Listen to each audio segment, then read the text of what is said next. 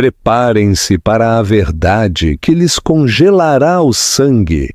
Antes de mergulharmos neste drama de traição e realeza, não se esqueçam de deixar o gostei e se inscreverem no canal. O apoio de vocês ajuda a verdade a vir à tona. A tinta dos papéis de divórcio mal tinha secado quando Marcos Oliveira expulsou a esposa de casa. Chamou-a de parasita, chamou-a de estorvo. Disse que era muito pobre, muito simples e muito comum para estar ao lado de um magnata da tecnologia multimilionário. Ele a substituiu por uma amante mais jovem e ostensiva naquela mesma noite, convencido de que havia se livrado do peso morto de seu passado. Mas Marcos cometeu um erro fatal. Ele não sabia que a mulher humilde que acabara de descartar não era apenas Helena Souza. Ela era a Lady Helena da Casa de Bragança e Aragão, a única herdeira de uma fortuna que poderia comprar e vender toda a empresa dele 3 vezes. E a vingança é um prato que se serve melhor com estilo real. O adeus, sob a chuva de São Paulo. A chuva em São Paulo era implacável naquela tarde de terça-feira, castigando as janelas de vidro do chão ao teto da mansão dos Oliveira, no Morumbi. Era uma fortaleza fria e moderna de concreto e aço, muito parecida com o homem que a possuía. Helena estava ao lado da ilha da cozinha. Suas mãos tremiam levemente enquanto ela cortava legumes para um ensopado que Marcos adorava. Aos 28 anos, Helena possuía uma beleza tranquila e discreta, cabelo castanho geralmente preso em um coque bagunçado e roupas práticas em vez de moda. Ela usava um cardigã cinza gasto que tinha desde a faculdade. Para o mundo exterior e especificamente para o marido, ela era simplesmente Helena, a órfã que ele havia conhecido em uma cafeteria há 5 anos, a mulher que ele havia salvado. O som da porta principal se abrindo ecoou pelo hall espaçoso. Helena secou as mãos com uma toalha e forçou um sorriso, saindo para recebê-lo. Marcos, o jantar está quase... Ela parou. Marcos Oliveira, o CEO da Dinâmicas Sterling, estava no hall. Ele vestia um terno italiano impecavelmente cortado, sacudindo um guarda-chuva molhado. Mas não estava sozinho. Ao lado dele, agarrada ao seu braço com familiaridade possessiva, estava Mônica Valença. Mônica era tudo o que Helena não era. Era a vice-presidente de marketing de Marcos, loira, de feições marcantes, vestida com um sobretudo vermelho de grife que provavelmente custava mais do que todo o guarda-roupa de Helena. Os olhos dela varreram Helena com uma mistura de pena e diversão. Marcos! Helena sussurrou, seu coração batendo forte. O que é isso? Marcos não olhou para ela, olhou para além dela, para a sala de estar. Precisamos conversar, Helena. Sente-se. Ele não esperou que ela obedecesse. Entrou na sala de estar, servindo-se de um uísque na licoreira de cristal. Mônica o seguiu, sentando-se no sofá de couro e cruzando as pernas elegantemente. Não tirou o casaco. Helena ficou de pé, suas mãos agarrando o encosto de uma poltrona para se manter firme. Por que ela está aqui, Marcos? Porque ela é parte do meu futuro, disse Marcos tomando um gole do líquido âmbar. Ele finalmente se virou para encarar a esposa.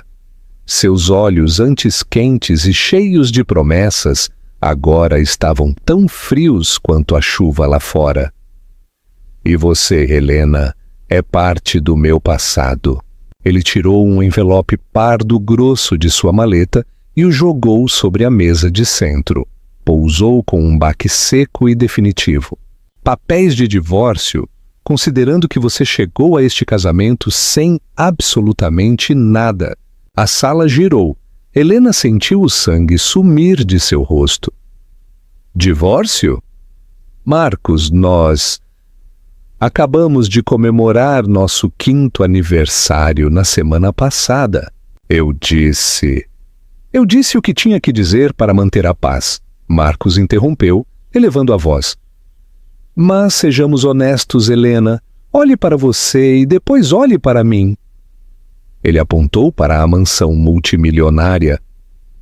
Eu sou o CEO de uma das empresas de tecnologia de crescimento mais rápido do mundo. Eu janto com senadores, negocio com dignitários estrangeiros. E você? Você é voluntária em uma biblioteca? Você veste roupas de brechó. Você me envergonha. Mônica soltou uma risada suave e cruel. É verdade, querido. No último baile de gala, você parecia a equipe de catering. Marcos precisa de uma imagem de casal poderoso. Ele precisa de alguém que entenda a indústria, não alguém que entenda...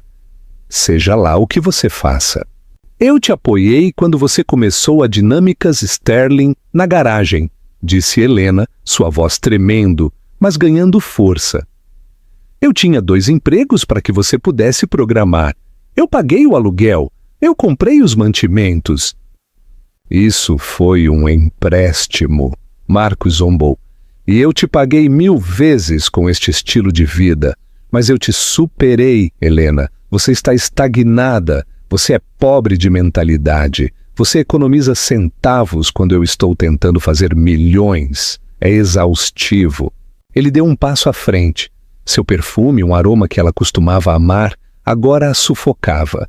Mônica entende o mundo em que vivo. Ela é inteligente, ambiciosa e se encaixa no papel. Você é simplesmente... simples. Helena olhou para Mônica, que estava inspecionando suas unhas bem cuidadas, parecendo entediada. Então ela olhou para o homem que amou por 5 anos.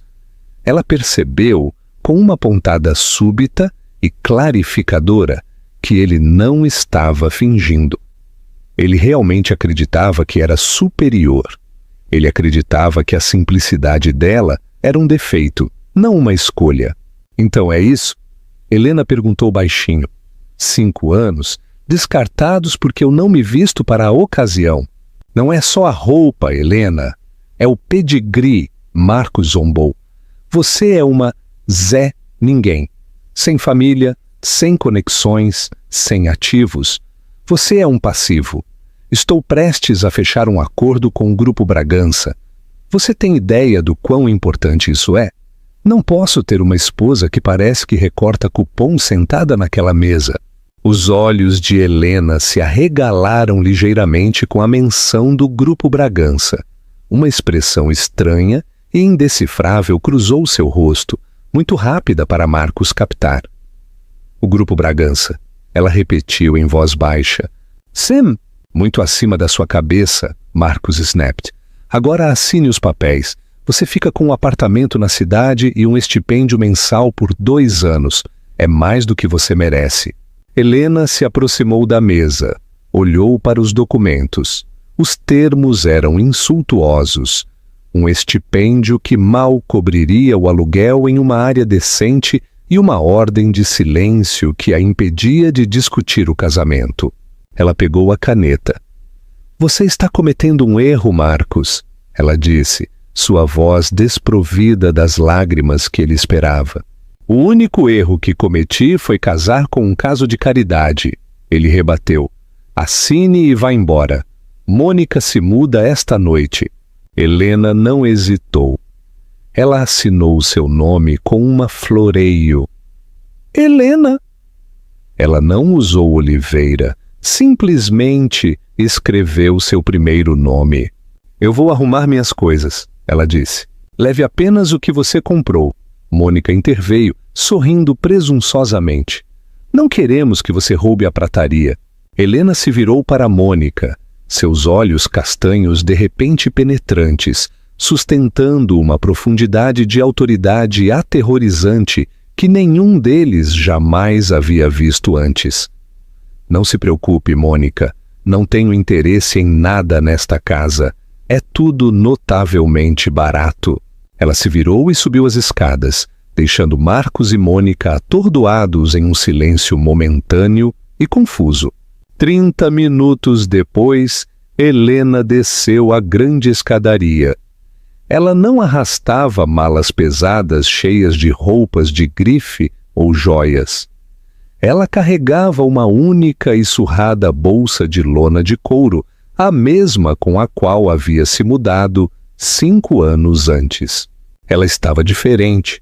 Usava calças pretas, uma blusa branca simples e um sobretudo pesado. Ela parecia elegante, austera e estranhamente aliviada. Marcos estava esperando perto da porta, uma taça de champanhe na mão. Ele já estava comemorando. "É só isso?" ele perguntou, olhando para a pequena bolsa. "Eu avisei, o estipêndio começa no próximo mês. Não volte rastejando quando perceber que não pode mais sobreviver no mundo real." "Eu vou sobreviver", Helena disse calmamente. Ela colocou a chave na mesa lateral. "Espero que a fusão com o Grupo Bragança corra bem para você, Marcos. De verdade." "Vai correr!" Marcos se gabou, abrindo a porta para ela. "Eles estão enviando um representante na próxima semana para auditar as finanças. Assim que virem a operação enxuta que estou administrando, sem peso morto, eu serei um bilionário." "Adeus, Marcos." Helena saiu para a chuva torrencial. Ela não olhou para trás. Caminhou pela longa e sinuosa entrada da propriedade. A chuva encharcava seu casaco, mas ela não se intimidou. Assim que chegou à estrada principal, fora dos portões de ferro do condomínio, um sedã preto com vidros fumê estava parado nas sombras. Não era um táxi. Era um Bentley Mulsanne, elegante e imponente. Enquanto Helena se aproximava, a porta traseira se abriu. Um homem em um terno escuro saiu, segurando um grande guarda-chuva para protegê-la.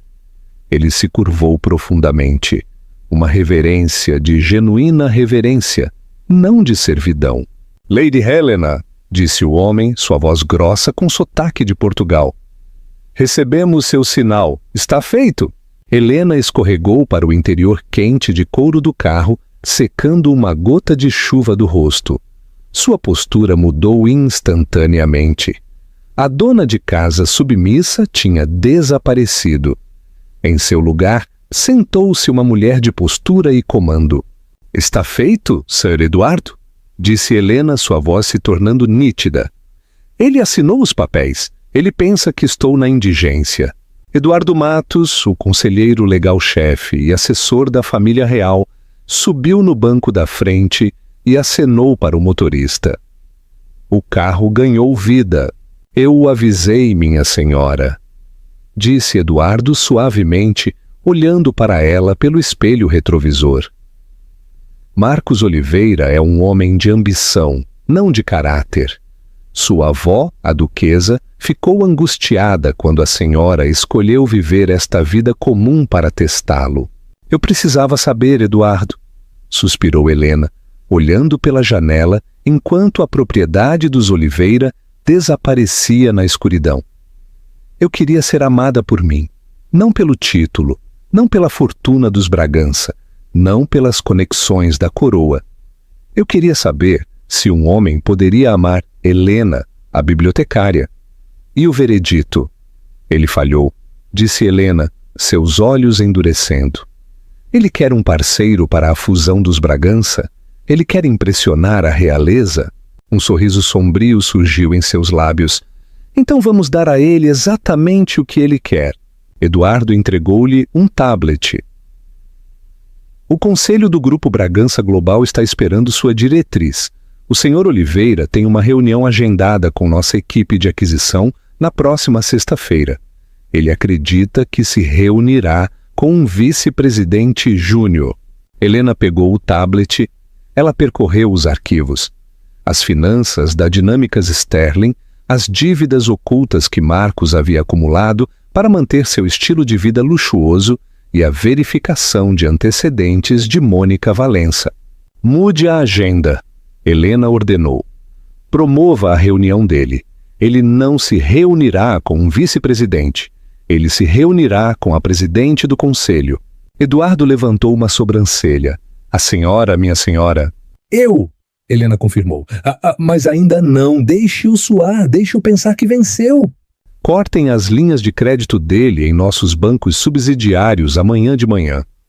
Vamos ver como a amante dele aproveita o estilo de vida quando os cartões corporativos forem recusados. Muito bem, senhora. E para onde a levaremos? A cobertura no Four Seasons está preparada. Não, disse Helena. Leve-me para a pista de pouso. O jato particular está lá? Sim, Lady Helena. Ótimo. Preciso ir a Lisboa informar a vovó. Quero estar em traje cerimonial completo quando entrar naquela sala de reuniões na próxima semana. Marcos Oliveira queria uma mulher de pedigree. Ele receberá todo o peso da monarquia caindo sobre sua cabeça. Pausa para pensar. Você acha que Helena foi muito soft ao apenas congelar os cartões dele? Ou este é o início de um plano mestre? Deixe sua opinião nos comentários. O despertar gelado de um magnata. A semana após a partida de Helena foi, para Marcos Oliveira, um borrão de triunfo hedonista. Com Helena fora, ele se sentiu mais leve. Mônica imediatamente redecorou o quarto principal, substituindo a estética aconchegante de Helena por arte moderna e cortinas de veludo. É assim que um CEO vive, Mônica arrulhou, servindo a Marcos mais uma taça de vinho vintage na quinta-feira à noite. Chega de economizar centavos, chega de ensopados de legumes tristes. Marcos sorriu. Exatamente, mas era tenso. As rachaduras, no entanto, começaram a aparecer na sexta-feira de manhã. Marcos entrou na sede da Dinâmicas Sterling, sentindo-se um rei. Passou pela recepção, dando ordens. Tenham o arquivo Bragança pronto. Quero tudo perfeito para a auditoria. Ele passou o seu cartão de acesso para entrar em sua suíte executiva privada. A luz piscou em vermelho. Acesso negado. Marcos franziu a testa, passou novamente. Acesso negado. Que diabos! Ele murmurou. Ele bateu na porta de vidro. Seu assistente, um jovem aterrorizado chamado Jairo, veio correndo. Senhor Oliveira, sinto muito. Estamos investigando. Tivemos uma falha em todo o sistema. Uma falha? Eu sou o CEO. Marcos gritou. Abra esta porta. Jairo destrancou manualmente a porta com uma chave mestra. Marcos irrompeu, jogando sua maleta sobre a mesa. Sentou-se para fazer login em seu computador. Conta bloqueada. Contate o administrador. Marcos pegou o telefone para ligar para o diretor de TI, mas a linha estava muda. Neste exato momento, seu celular vibrou. Era seu banqueiro pessoal, do Banco Soberano I. Senhor Oliveira. A voz do banqueiro estava tensa. Temos um problema. Agora não, Guilherme.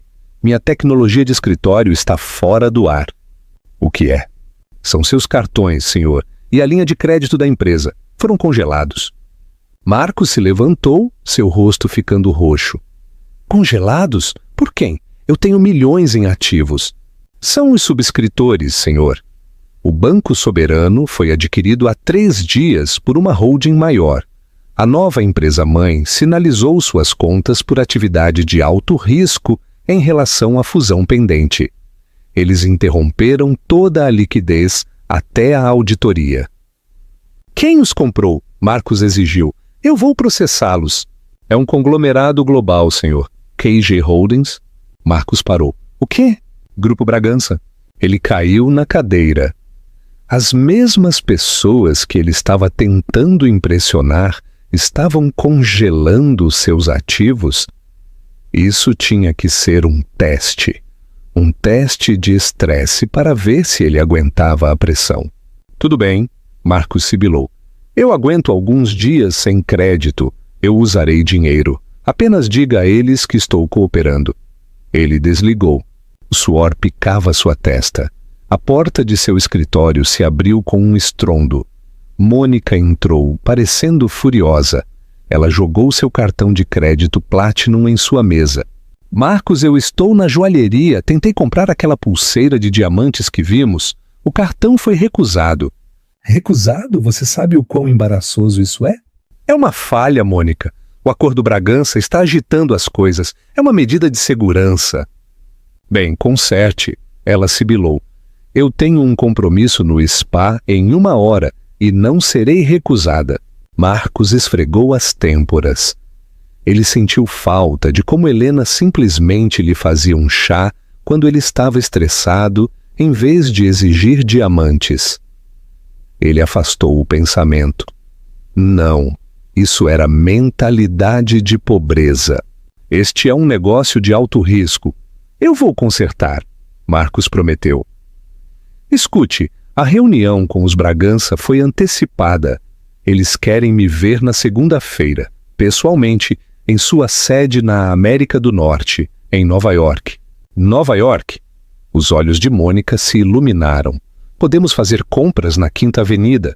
Não, disse Marcos. Você fica aqui. Isso é sério. Eu preciso ir sozinho para fechar isso. Assim que eu assinar, eu recebo um bônus de assinatura de $50 milhões. Então você pode comprar a joalheria inteira. Mônica fez beicinho, mas assentiu. $50 milhões. Tudo bem. Vá e pegue nosso dinheiro, Tigrão. Marcos olhou pela janela para o horizonte da cidade. Ele tinha que conseguir esta reunião. Se não o fizesse, com suas contas congeladas e sua influência escoada, ele não estaria apenas divorciado. Ele estaria falido. Ele não tinha ideia de que a falha não era um algoritmo. Era uma ordem emitida de um jato particular que cruzava atualmente o Atlântico, assinada por uma mulher que ele pensava que estava recortando cupons. O julgamento da condessa. Marcos Oliveira chegou a Nova York no domingo à noite, o horizonte brilhando com a promessa de riqueza e poder. Normalmente, esta era a sua arena. Ele era um homem que prosperava com a energia da selva de concreto. Mas esta viagem era diferente. A falha com suas finanças não havia sido resolvida. Na verdade, havia piorado. Quando ele tentou fazer check-in no Hotel Pierre, na Quinta Avenida, um lugar onde a equipe costumava cumprimentá-lo pelo nome, a recepção foi glacial. Lamento, Sr. Oliveira, disse o concierge, sua voz caindo para um sussurro discreto que de alguma forma parecia mais alto do que um grito. Sua conta corporativa foi suspensa. O cartão registrado foi sinalizado para liquidação. Liquidação? Marcos sibilou, inclinando-se sobre o balcão de mármore. O suor perolava seu lábio superior. Isso é impossível! É um erro bancário! Passe de novo. Nós passamos 3 vezes, senhor. Talvez o senhor tenha outra forma de pagamento. Marcos tateou sua carteira. Ele tinha seu cartão Platinum pessoal, o que ele havia dado a Mônica para as compras dela. Ele o entregou com a mão trêmula. Recusado. A humilhação foi visceral. Pessoas no lobby, homens internos que se pareciam com ele, mulheres cobertas de pérolas, começaram a olhar. Marcos arrebatou seus cartões, murmurando sobre bancos incompetentes, e saiu furioso. Ele acabou em um motel sombrio e apertado no Queens, o único lugar que podia pagar com as poucas centenas de dólares em dinheiro que tinha no bolso. O quarto cheirava a fumaça velha e desespero. Ele se sentou no colchão lampe, seu terno italiano impecável destoando contra o papel de parede descascado. Ele ligou para Mônica, precisando de consolo, precisando ouvir alguém lhe dizer que ele ainda era um rei. Marcos? A voz de Mônica soou metálica no telefone. Você consertou? A eletricidade da mansão foi cortada há 1 hora. Eu estou sentada no escuro. Não posso viver assim. É temporário, Mônica. Marcos retrucou, o estresse fraturando sua voz. Eu estou em Nova York. A fusão bancária está estragando tudo. Simplesmente vá para um hotel. Eu não posso! Você congelou os cartões! Ela gritou. Conserte isso, Marcos, ou não se incomode em voltar. A linha ficou muda. Marcos encarou o telefone. Ele sentiu um lampejo de dúvida, uma criatura pequena e corrosiva em seu estômago. Helena nunca desligava na minha cara, ele pensou. Helena teria acendido velas e brincado sobre acampar. Ele balançou a cabeça violentamente. Não, ele não podia pensar nela. Ela era o passado. Amanhã na Torre Bragança, ele assinaria o acordo do século. Ele receberia o bônus de assinatura de 50 milhões irares. Ele enviaria o dinheiro para Mônica, compraria a mansão e esmagaria qualquer um que tivesse duvidado dele. A manhã de segunda-feira amanheceu cinzenta e opressiva. Marcos vestiu seu melhor terno, embora estivesse ligeiramente amarrotado da mala. Ele pegou um táxi para Manhattan, gastando seus últimos R$ 20 na tarifa. A sede global dos Bragança não era apenas um edifício, era um monólito de vidro preto e aço que parecia perfurar as nuvens. Gritava dinheiro antigo, poder que não precisava gritar porque simplesmente era.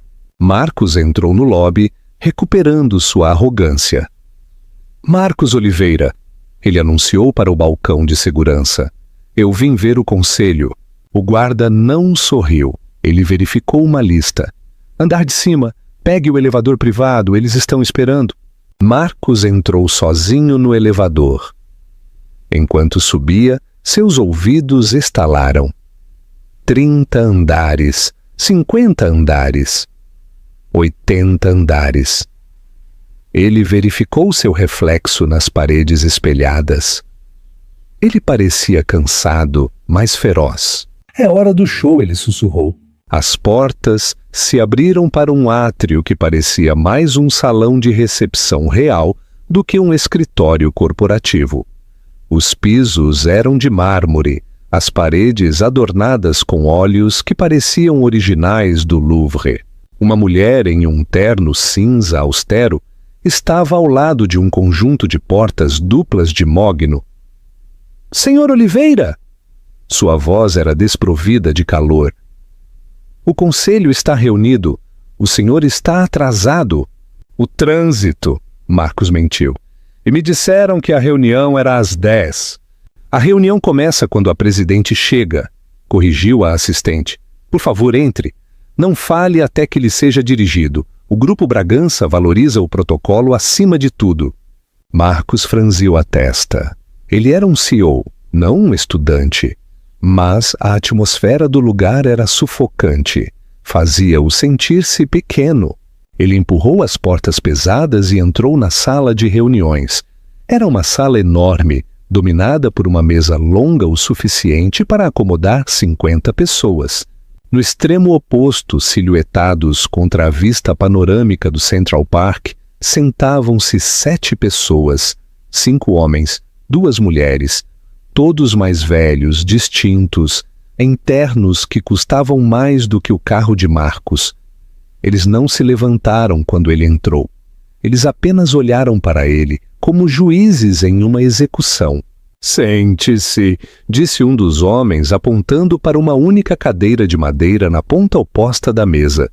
Estava posicionada longe deles, isolando-o. Marcos sentou-se. Ele abriu sua maleta. — Cavalheiros, senhoras, eu tenho a avaliação atualizada da Dinâmicas Sterling aqui. Apesar das falhas técnicas bancárias que experimentamos esta semana, nossos fundamentos são sólidos. Conhecemos seus fundamentos, senhor Oliveira, disse uma mulher com cabelo grisalho de aço. Ela ajustou seus óculos. Sabemos que o senhor tem uma alavancagem de dívida sobre capital de 400%. Sabemos que o senhor usou fundos da empresa para um Bentley particular. Sabemos que o senhor comprou recentemente um colar de diamantes de $20 mil, enquanto o orçamento do seu departamento de P&D foi cortado em 1/5. Marcos congelou. Isso são despesas privadas. Não há privacidade quando o senhor está pedindo nosso dinheiro, respondeu o homem. Mas não estamos aqui para discutir seus hábitos de consumo. Estamos aqui para discutir caráter. O Grupo Bragança não se associa a empresas. Associamo-nos a pessoas. Sim, meu caráter é impecável, Marcos afirmou, canalizando sua arrogância. Eu construí esta empresa a partir de uma garagem. Eu cortei a gordura, incluindo minha vida pessoal, para garantir o foco. Eu me divorciei recentemente para me dedicar totalmente a esta fusão.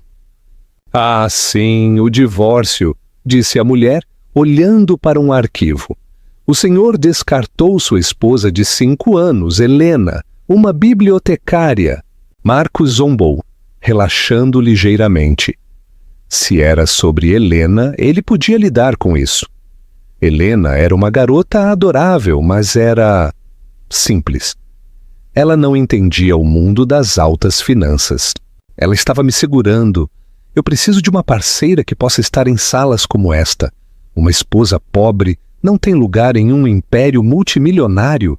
A sala ficou em silêncio sepulcral. A temperatura pareceu cair 10 graus. Os membros do conselho trocaram olhares, não de concordância, mas de antecipação. É mesmo? Uma voz veio da porta lateral. Não era um dos membros do conselho. A voz era melódica, imponente e aterrorizante. Terrorificamente familiar. A porta lateral se abriu.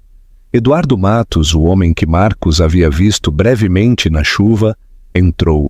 Todos de pé, ele bradou, sua voz ecoando nas paredes. Para sua senhoria, a Condessa de Bragança e Aragão. Os membros do conselho se levantaram em uníssono, cabeças curvadas em respeito. Marcos permaneceu sentado, confuso. Condessa, o que é isso, meio uma peça?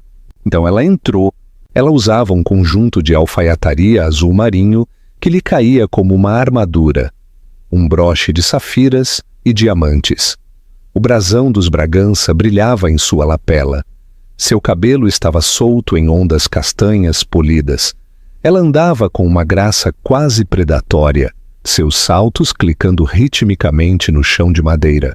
Ela passou por Marcos, o cheiro de perfume caro de jasmim pairando atrás dela. Ela caminhou até a cabeceira da mesa, o assento do poder. Ela se virou. A boca de Marcos se abriu. Seu cérebro entrou em curto-circuito. Ele piscou, tentando fazer a imagem se encaixar na realidade que ele conhecia.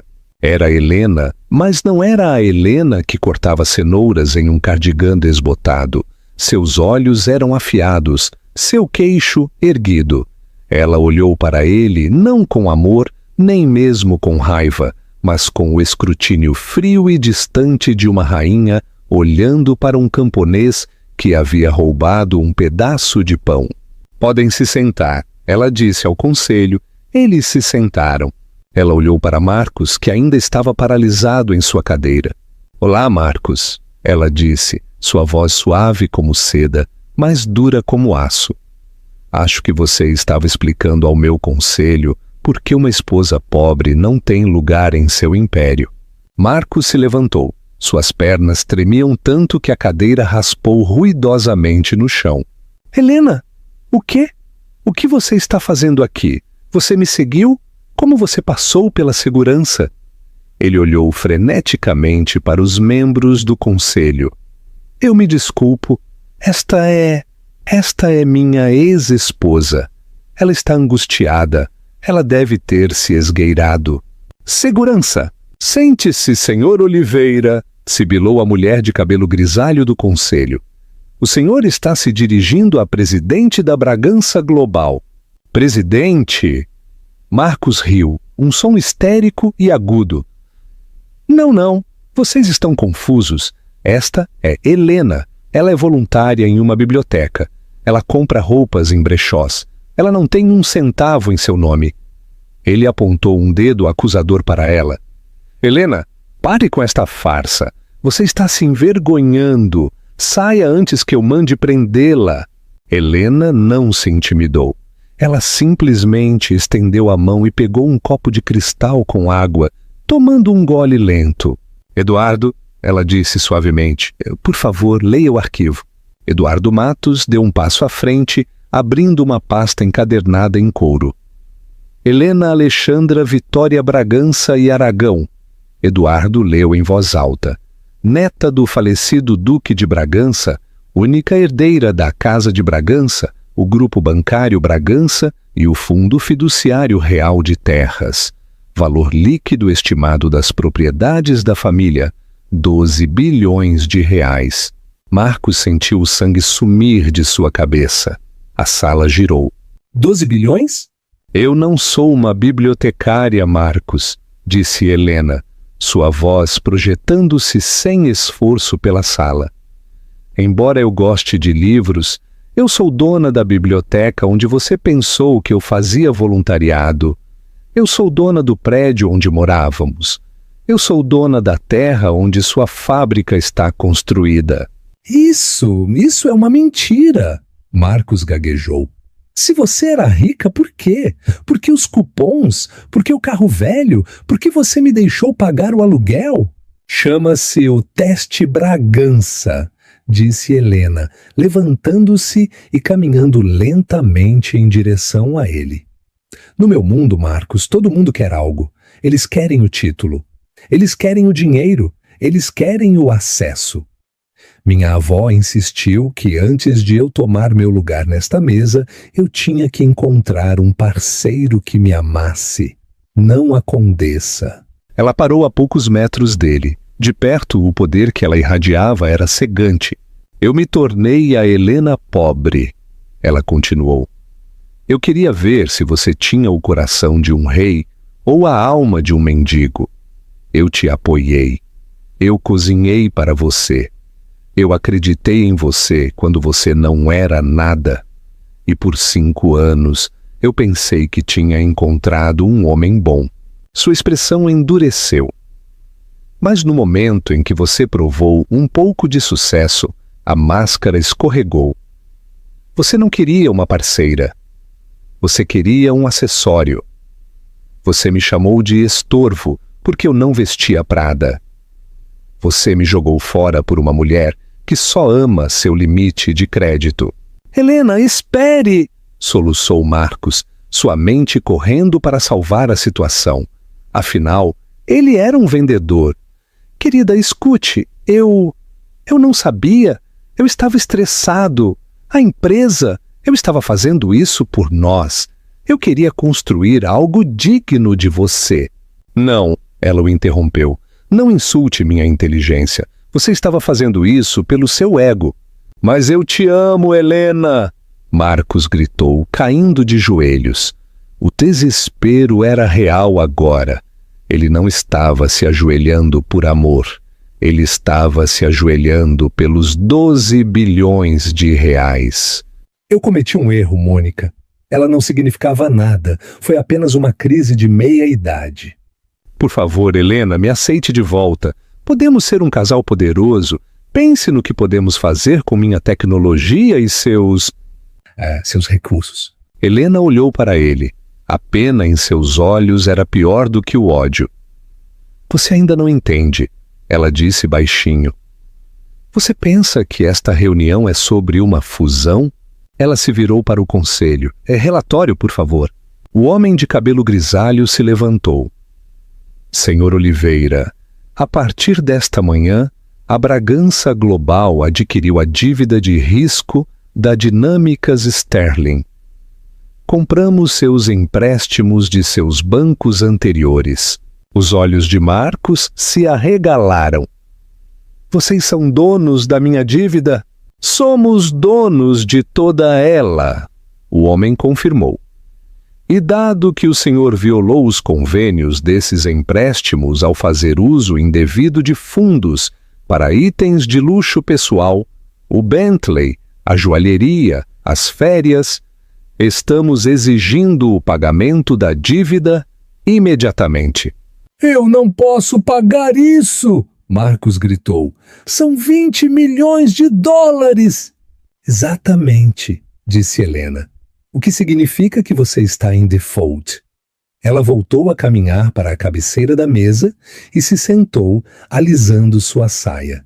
Nós não estamos nos fundindo com você, Marcos, Helena declarou, sua voz ressoando com finalidade.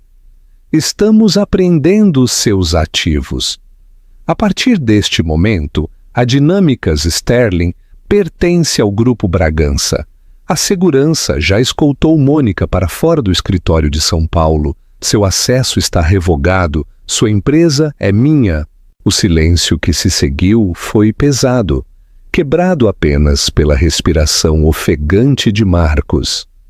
Ele estava de joelhos, suas mãos agarrando a borda da mesa de mogno. Seu império, sua identidade, seu futuro. Tudo se foi no espaço de 5 minutos. Você não pode fazer isso, Marcos sussurrou. Lágrimas escorriam por seu rosto. Eu construí essa empresa. Meu nome está na porta. Eu farei os pintores de letreiros removerem amanhã. Helena respondeu friamente. Estamos renomeando. Estou pensando Phoenix Tech. Apropriado, você não acha? Ressurgindo das cinzas de sua incompetência. Marcos se levantou, seu choque se transformando em raiva feia. Eu vou te processar, eu vou levar metade. Estávamos casados por 5 anos. São Paulo é um estado de bens comuns. Eu tenho direito à metade da sua fortuna. Helena riu. Foi um som genuinamente divertido que o congelou até os ossos. Oh, Marcos, você realmente deveria ter lido o acordo pré-nupcial que eu pedi para você assinar. Nós nunca assinamos um acordo pré-nupcial, Marcos gritou. Eu lembro, você trouxe alguns papéis, mas eu disse que não precisávamos porque você não tinha nada. Eu trouxe um documento. Helena corrigiu. Você riu e disse: eu não me importo com seus empréstimos estudantis, Helena. Assine o que quiser. E você assinou sem ler. Eduardo Matos puxou outro documento de sua pasta. Ele o segurou. Era o papel que Marcos havia assinado 5 anos antes, na cozinha apertada de seu apartamento, pensando que estava sendo magnânimo ao concordar em separar as dívidas dela. Este documento, explicou Eduardo, estipula que todos os ativos adquiridos por Helena Bragança antes, durante e depois do casamento permanecem propriedade única e separada.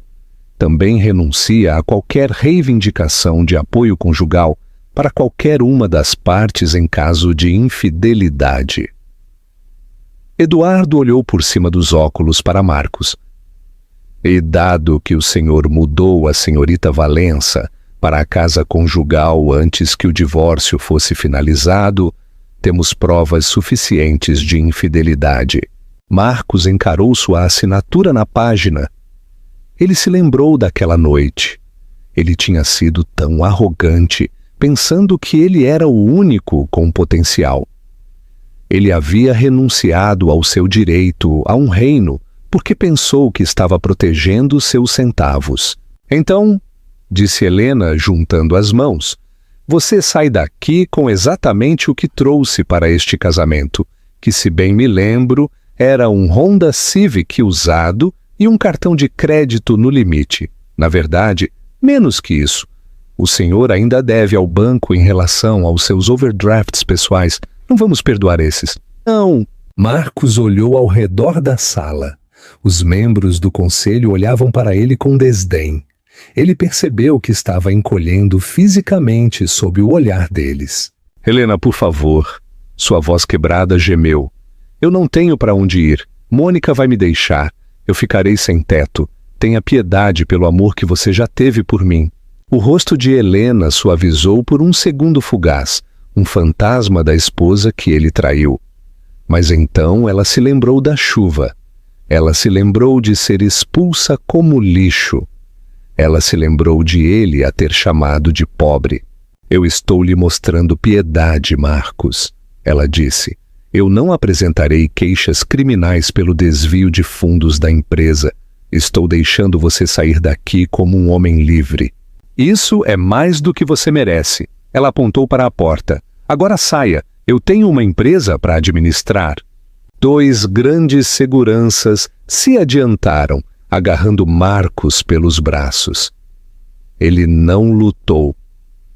Ele ficou mole, seu espírito completamente quebrado. Enquanto era arrastado para fora da sala de reuniões, ele olhou para trás pela última vez. Helena não estava olhando para ele. Ela já estava inclinada sobre uma planta baixa, com a mulher de cabelo grisalho, apontando para algo, comandando a sala. Ela parecia real. Ela parecia poderosa. Ela parecia uma mulher que finalmente havia se livrado de um peso pesado e inútil. As portas pesadas se fecharam, selando Marcos Oliveira para fora do mundo, ao qual ele havia desesperadamente querido se juntar, mas do qual nunca foi digno de entrar. O último ato de graça. As portas pesadas de mogno da sala de reuniões dos Bragança se fecharam com um estrondo. O som ressoou como um tiro que marcou o fim da vida de Marcos Oliveira, como ele a conhecia. Por um momento, Marcos ficou ali no corredor, olhando para o veio da madeira. Seu cérebro se recusava a processar a catástrofe. Isto tem que ser um pesadelo, ele pensou. Eu vou acordar nos meus lençóis de seda italiana ao lado de Mônica e vou contar a ela sobre este sonho maluco. Senhor Oliveira? A voz era grave e desprovida de qualquer traço de simpatia. Marcos se virou para ver o chefe de segurança dos Bragança, um homem construído como um tanque, flanqueado por mais 2. Temos ordens para escoltá-lo para fora das instalações imediatamente, disse o guarda.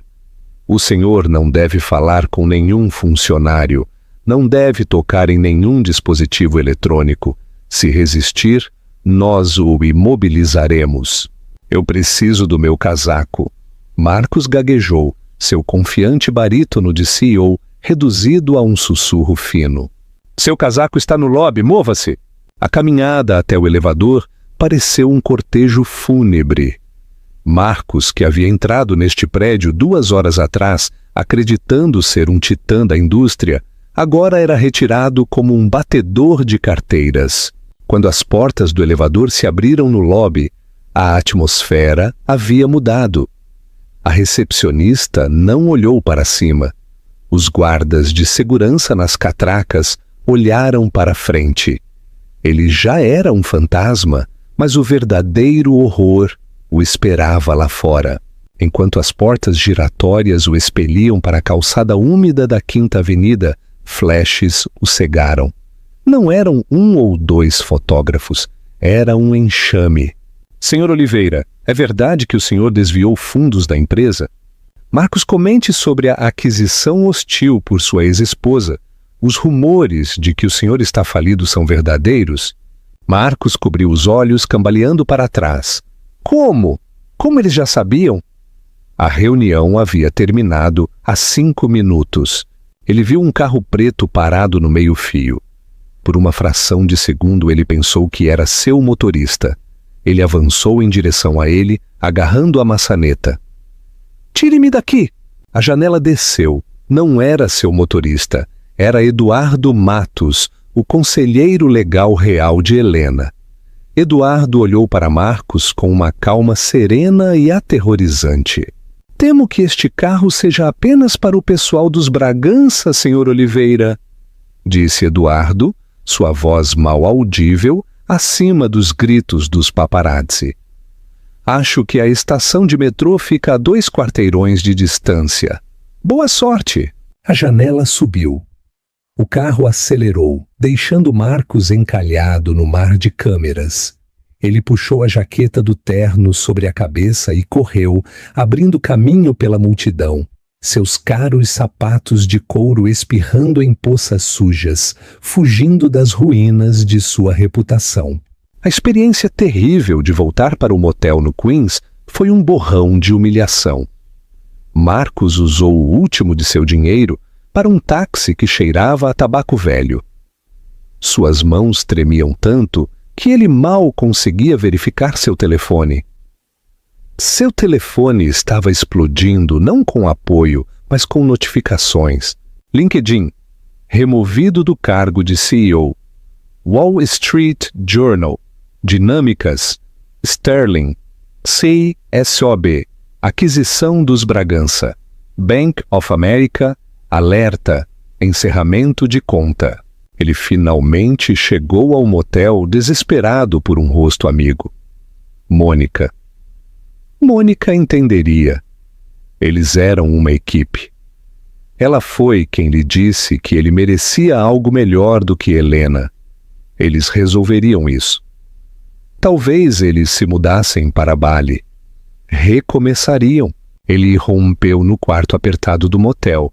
Mônica, você não vai acreditar no que... Ele parou. O quarto estava um caos.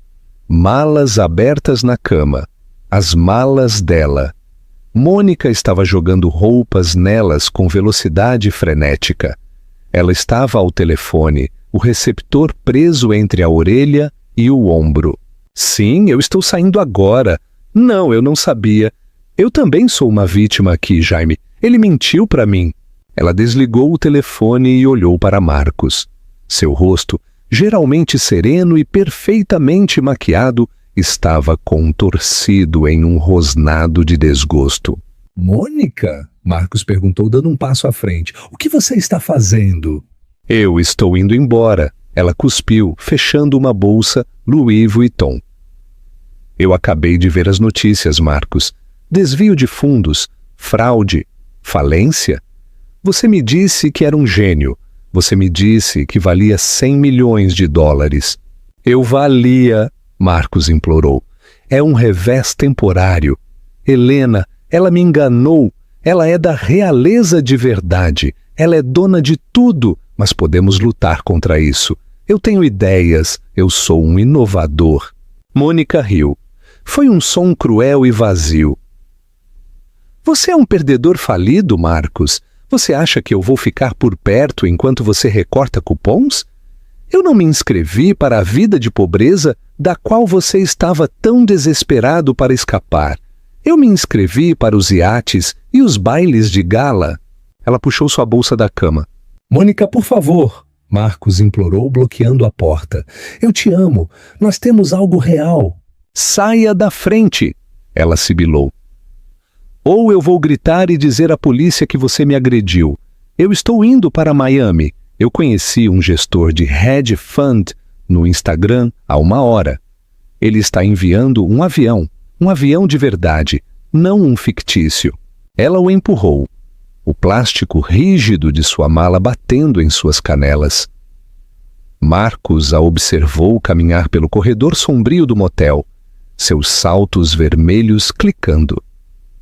Ela não olhou para trás uma única vez. Ele estava sozinho em um motel barato, com 12 dólares no bolso e um terno que não podia pagar para lavar a seco. Os 3 meses seguintes foram uma descida lenta e exaustiva para um inferno criado pelo próprio Marcos. Voltar para São Paulo foi um pesadelo. Ele teve que pegar um ônibus de 3 dias que o deixou rígido e cheirando a corpos não lavados. Quando chegou, encontrou as fechaduras do apartamento trocadas. Seu cartão de acesso ao prédio da Dinâmicas Sterling foi desativado. A misericórdia de que Helena havia falado era que ele não estava na prisão. Mas, de certa forma, isso era pior. Eduardo Matos havia sido minucioso. A execução hipotecária da propriedade foi imediata. O Bentley foi apreendido do estacionamento do aeroporto. A equipe jurídica da Phoenix Tech, ex-sua equipe jurídica, penhorou seus salários futuros para pagar as despesas não autorizadas da empresa. Marcos Oliveira, o homem que havia jantado com senadores, agora morava em um estúdio no subsolo em um bairro difícil de Santo André. As paredes eram finas, A torneira pingava e o aquecimento era temperamental. Ele se candidatou a empregos, centenas deles. Diretor de tecnologia, recusado. Vice-presidente de vendas, recusado. Gerente regional, recusado. O mundo da tecnologia era pequeno. A notícia havia se espalhado. Marcos Oliveira não era apenas um fracasso. Ele era um passivo. Ele era o homem que tentou enganar a família Bragança. Ele era radioativo. Eventualmente, ele conseguiu um emprego em uma loja de eletrônicos de médio porte no shopping, vendendo celulares por comissão. Com licença, senhor. Um cliente perguntou em uma terça-feira chuvosa, balançando um telefone na cara dele. O senhor pode transferir meus contatos? Eu não sei como usar a nuvem. Marcos olhou para o adolescente. Ele queria gritar. Eu construí a arquitetura para essa nuvem. Eu escrevi o código. Claro, Marcos disse com os dentes cerrados, forçando um sorriso. Eu posso ajudar com isso. Sua placa de identificação dizia Marcos S. Aprendiz. Enquanto Marcos se asfixiava em sua nova realidade, São Paulo vibrava com a ascensão da Phoenix Tech. Era inevitável. Sempre que Marcos abria um jornal ou passava por uma banca, lá estava ela. Helena, a duquesa da tecnologia. Como Lady Helena salvou uma empresa moribunda, ações da Phoenix Tech disparam 40% no terceiro trimestre. Capitalismo compassivo, a nova era de liderança. Ela não estava apenas tendo sucesso, ela estava prosperando. As fotos mostravam uma mulher transformada. O coque bagunçado e os cardigãs haviam sumido, substituídos por alfaiataria elegante e afiada, que insinuava suas raízes aristocráticas, sem ostentar. Mas foram seus olhos que o mataram. Em cada foto, ela parecia serena, feliz, livre. Em uma noite de novembro, a cidade estava paralisada. Marcos estava pegando o ônibus para casa após seu turno no shopping. O ônibus parou no centro. O que está acontecendo? Alguém resmungou. Marcos olhou pela janela. Eles estavam passando pelo Teatro Municipal. Havia barricadas, tapetes vermelhos e holofotes varrendo o céu chuvoso. Um banner enorme pendia da marquise. A Gala de Caridade da Fundação Bragança, em benefício da alfabetização e educação tecnológica para jovens carentes. Marcos sentiu uma atração que não pôde resistir. Ele saiu do ônibus, ele parou do outro lado da rua, sob o toldo de uma cafeteria, observando o desfile de riqueza.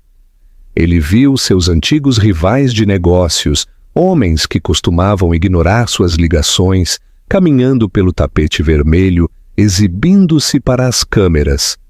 Ele viu o prefeito, e então um silêncio caiu sobre a multidão. Um Rolls-Royce antigo parou. A porta se abriu e Eduardo Matos saiu, segurando um guarda-chuva. Ele estendeu a mão e Érina emergiu. Ela estava deslumbrante. Ela usava um vestido de veludo verde esmeralda profundo, que parecia absorver a luz. Adornada com as joias dos Bragança, ela não parecia uma celebridade. Ela parecia uma rainha.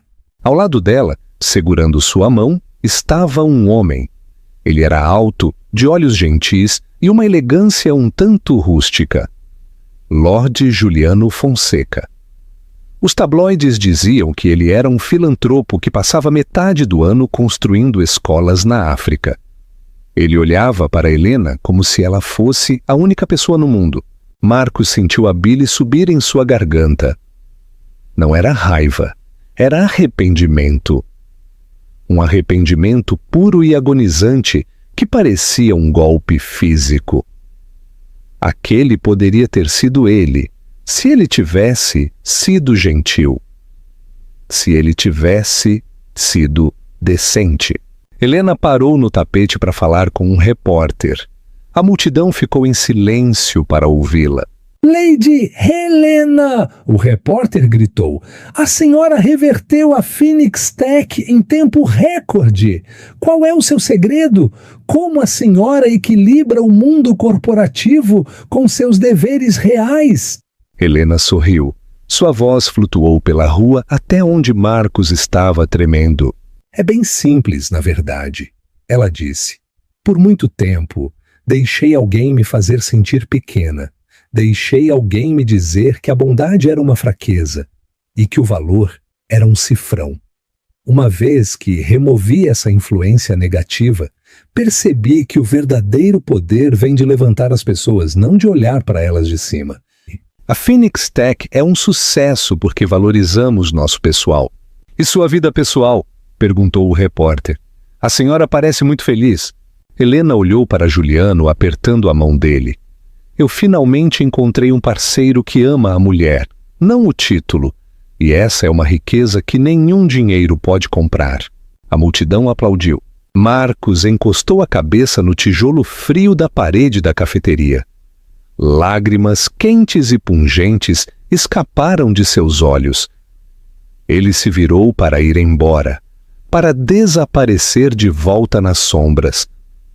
Mas ele esbarrou em um homem que se apressava para dar uma olhada na celebridade. Cuidado, amigo, o homem retrucou. Então ele parou, apertando os olhos para Marcos. Ei, você não é... Você é aquele cara... O marido. O cara que faliu. Marcos congelou. O homem riu, balançando a cabeça. Cara... O estranho riu, apontando para a mulher radiante no tapete vermelho. Você perdeu a fortuna do século. Isso deve doer. Marcos não disse uma palavra. Ele levantou a gola e se dirigiu para a chuva. O golpe final veio 2 semanas depois. Marcos estava trabalhando no turno de fechamento na loja de celulares. O shopping estava vazio. Ele estava limpando os balcões de vidro, seus movimentos robóticos. A campainha da porta tocou. Fechamos em 5 minutos, disse Marcos sem olhar para cima. Não vou demorar. Marcos congelou. Ele conhecia aquela voz. Ele a tinha ouvido todas as manhãs por 5 anos. Ele a tinha ouvido sussurrar, eu te amo. E ele a tinha ouvido comandar uma sala de reuniões. Ele levantou os olhos. Helena estava ali. Ela não estava em um vestido de gala e não estava em um terno de poder. Ela usava jeans e um suéter de cachemir simples, seu cabelo solto. Ela parecia normal, mas a aura de autoridade era inegável. 2 grandes guarda-costas estavam do lado de fora das portas de vidro da loja, de costas para eles. Helena! Marcos respirou. Ele endireitou instintivamente sua gravata de poliéster barata. O quê? O que você está fazendo aqui? Comprando um telefone? Não, ela disse suavemente. Ela se aproximou do balcão colocando um pequeno envelope no vidro. Eu vim lhe trazer isso. Marcos olhou para o envelope. Tinha o logotipo da Phoenix Tech. É um processo judicial? Ele perguntou, sua voz trêmula. Eu não tenho mais nada para tirar, Helena. Você tem a empresa, a casa, o carro. Eu estou ganhando salário mínimo mais comissão. Não é um processo, ela disse. É a escritura do chalé do lago. Marcos piscou. Um chalé? Era uma cabana pequena e dilapidada a 3 horas ao norte da cidade.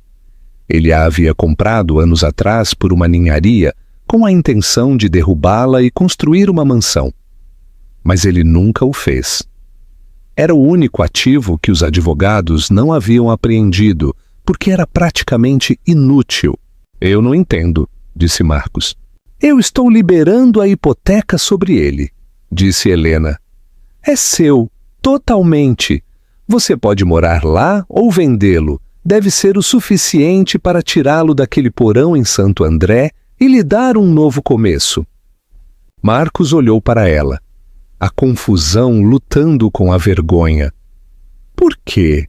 Depois de tudo que eu disse, Depois que eu te expulsei na chuva, por que você me ajudaria? Helena suspirou, olhando ao redor da loja iluminada por fluorescentes. Por que, Marcos, apesar de tudo, você fez parte da minha história? Você me ensinou uma lição que eu precisava aprender. Eu precisava ver a escuridão nas pessoas para realmente apreciar a luz.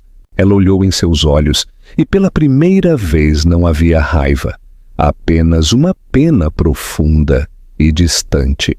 E por quê? Ela continuou. Eu não sou você. Eu não chuto as pessoas quando elas estão no chão. Eu não acredito em destruir alguém só porque eu posso. Essa é a diferença entre ser rico e ser da realeza. Ela empurrou o envelope para ele. Pegue, vá para o chalé, descubra quem é Marcos Oliveira de verdade quando ele não está tentando impressionar o mundo. Talvez um dia você encontre uma versão de si mesmo de que você realmente goste.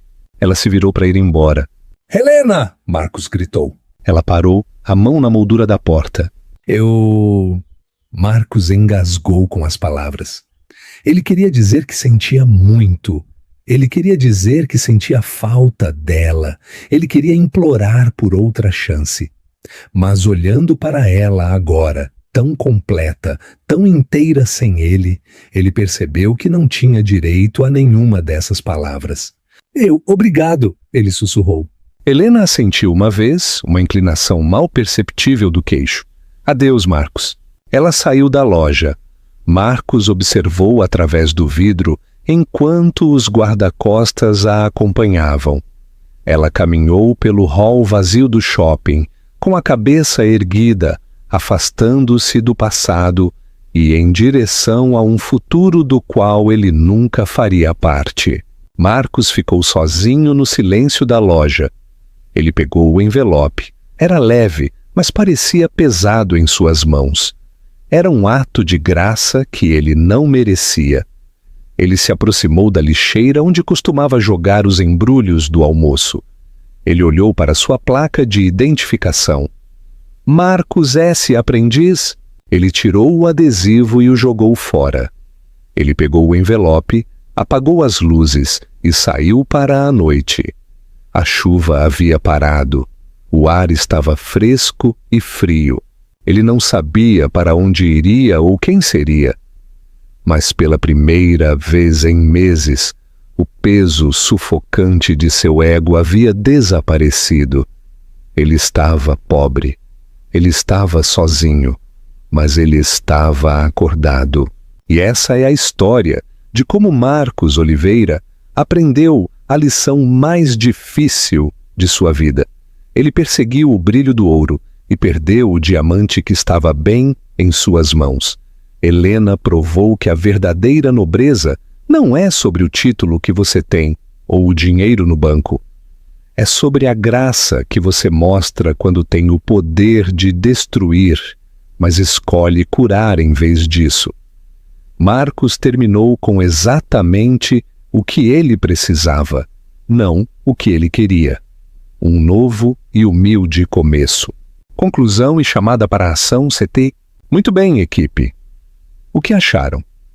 Vocês acham que Helena o deixou ir muito facilmente com aquele chalé? Ou viver com o arrependimento foi a punição final? Honestamente, eu acho que o olhar em seu rosto no baile de gala foi castigo suficiente. Se você gostou desta montanha-russa de karma, vingança e redenção, por favor, me faça um grande favor. Deixe o gostei neste vídeo, isso ajuda muito o canal. Compartilhe esta história com alguém que precisa de um lembrete de que o caráter conta mais do que a conta bancária.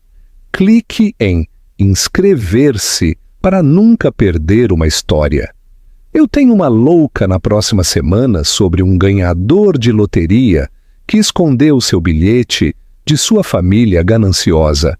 E você não vai querer perder. Obrigado por assistir e vejo você na próxima.